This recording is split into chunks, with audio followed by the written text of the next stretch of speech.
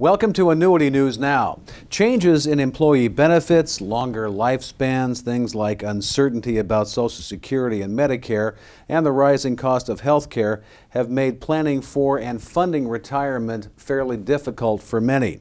My guest is Carrie Gerking. She is Director of Individual Annuity Marketing for the Securian Financial Group. Carrie, it's a great pleasure. Thanks for talking with us today. And thank you. Carrie, this is a common theme we've been hearing. Some of the research here quoted in this article that you were quoted in is from the Insured Retirement Institute.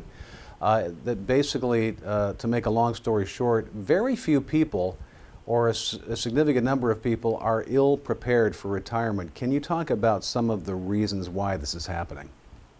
Well, what we have is uncertainty coming from several fronts. Mm-hmm. You know, financially, we're all feeling the effects of the recession, sometimes called the Great Recession.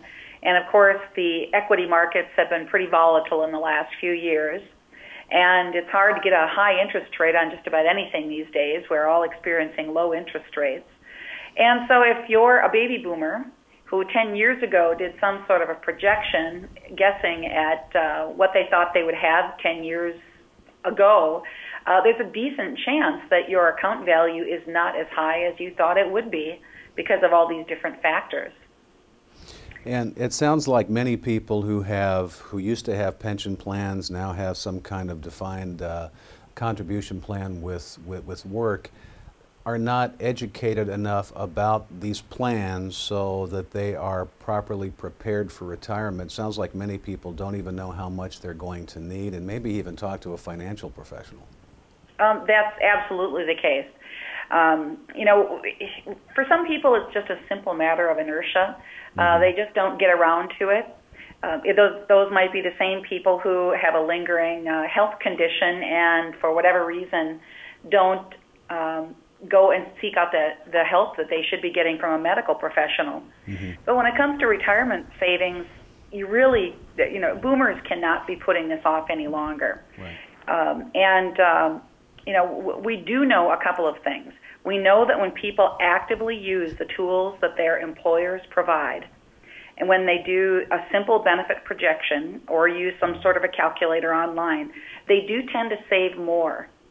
And we also know that when individuals work with a financial advisor, they not only save more, they tend to be invested longer, which over time helps them to increase the account values, the amount of money that they're going to have to live off of in retirement.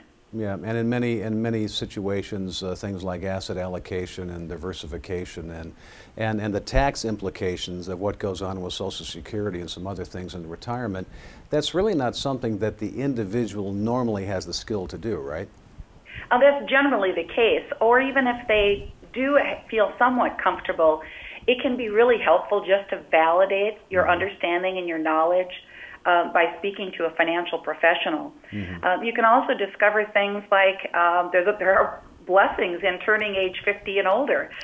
You can take advantage of increased savings opportunities, catch-up contributions at age 50, so that you can save more and maybe catch up for the stuff that you didn't do 10 years ago when you should have.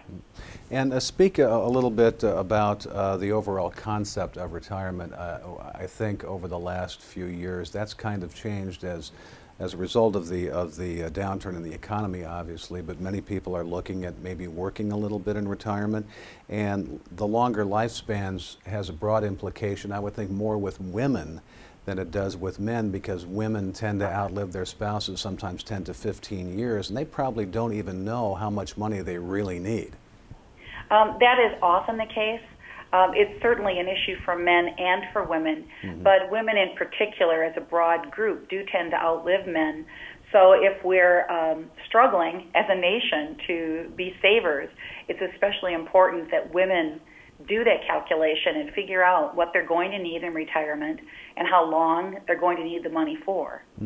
And talk about Securian and the retirement GPS tool. I understand that this has actually won some awards there, Carrie. What does this thing do? Well, Retirement GPS is the umbrella name that we've given to a host of educational materials on the topic of retirement. We use it sort of like a GPS so that the educational material can help people to stay on track. And it really is something that we use throughout our organization by multiple business units. And advisors that are affiliated with our broker-dealer also have access to the materials. Most recently, we just put out an educational video on the topic of longevity or increased lifespans. And the primary speaker is our own medical doctor, Dr. George Battis. He happens to be very passionate about this topic, and he wanted to do this. He volunteered for the assignment to be videotaped. He also is a practicing geriatrician. So we took, the mind of Dr. Battis and put it into this video to help consumers to understand the topic a little bit better and think some more about what it might mean for them to live not just a little bit longer than their parents, but a lot longer than their parents in retirement. And in closing, talk about with the consumer in mind, with all these tools available from different places, what's the first step you think they should do? Oh, I think the first step is, if you're one of those people that is not a saver or you've historically assumed that someone else is going to take care of you, it's time to get out of that mindset and start by doing some simple calculations, projecting how much money you need to save. And then you can, if you're not yet retired, as most people are not, you can adjust a little bit.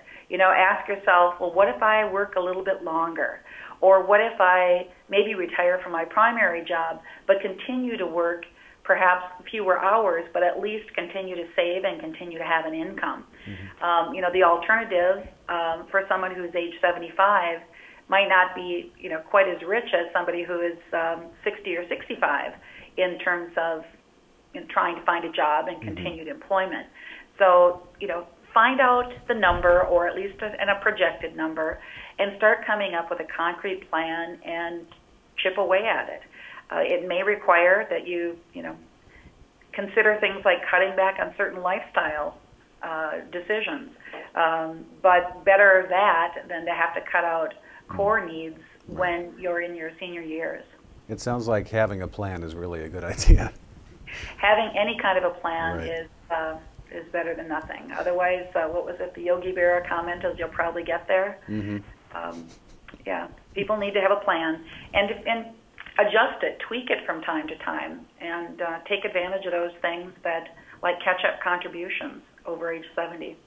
My guest has been Carrie Gerking. She's Director of Individual Annuity Marketing for Securian Financial Group. Carrie, a great pleasure. Thanks for sharing your expertise with us today. And thank you. You're watching Annuity News Now.